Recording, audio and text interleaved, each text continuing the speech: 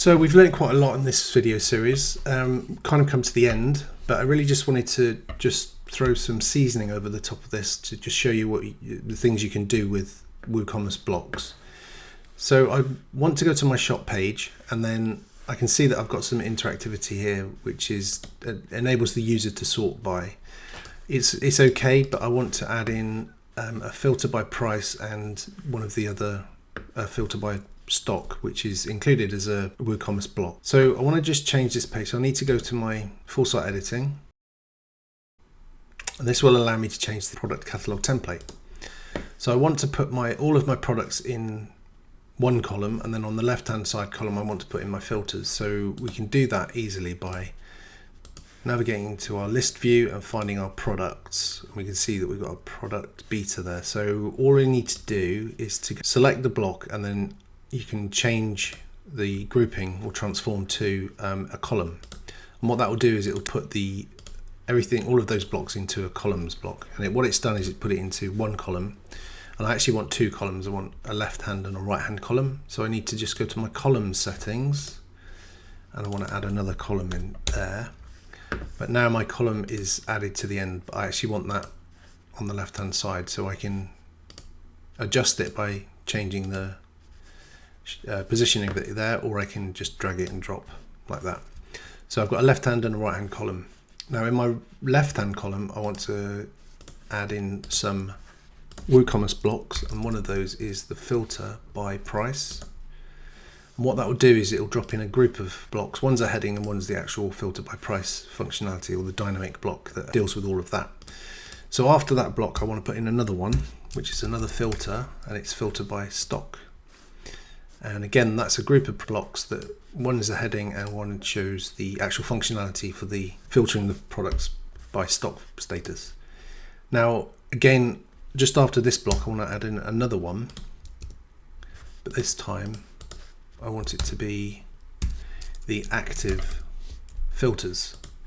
Now this is just feedback to the user. If they've changed any of the filter settings, they can see what they've activated and they can clear them or remove them from the active filters block, which is quite a nice little interactive block for e-commerce sites. So if we just get some real estate and we see what's going on, we can see that we haven't quite got it right.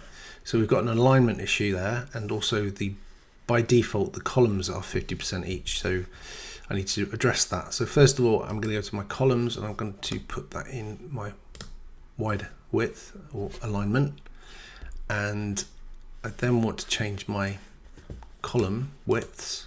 So if I select one of the blocks, and then I can navigate to the column, and then I can change the settings for that column, and I want the column setting width to be 15%, and then I want the other column to be 85%.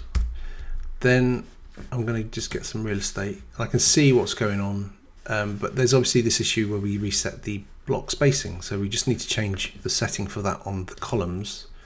So we go to the settings and the style, and we just add in some block spacing, and that will just give us a little bit of breathing space between there.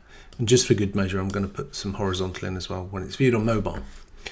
So get some real estate and have a look at that.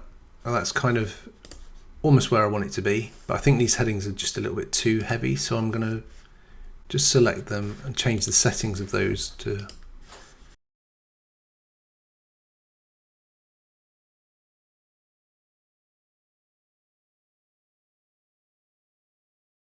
so I'm going to just get some real estate in here, and I'm going to check that, and it looks quite nice, so I'm going to save that. And then I just want to have a quick look in the front end to see how that's looking. I think it will be looking superb. So I go to my shop, and now we have our filters, and we can just test that by sliding these filters maybe down $10, and we can see that we've got 4 results, and it's doing exactly what we would expect it to do, which is great. And there you have it. So that concludes this video, and it's just really just a little bit of a bonus to show you how you can add a bit more interactivity to your shop. And that concludes this whole video series. So I hope you enjoyed it and you've got something from it. I'm going to create an export of this theme and put it in a Git repo so you can get hold of it, and I'll leave the link in the show notes. If you've liked what you see, give this video a thumbs up, or if you've got any questions, feel free to leave them in the comments, and if you want to see more videos like this, then feel free to subscribe. Thanks ever so much again, and I'll see you in the next video.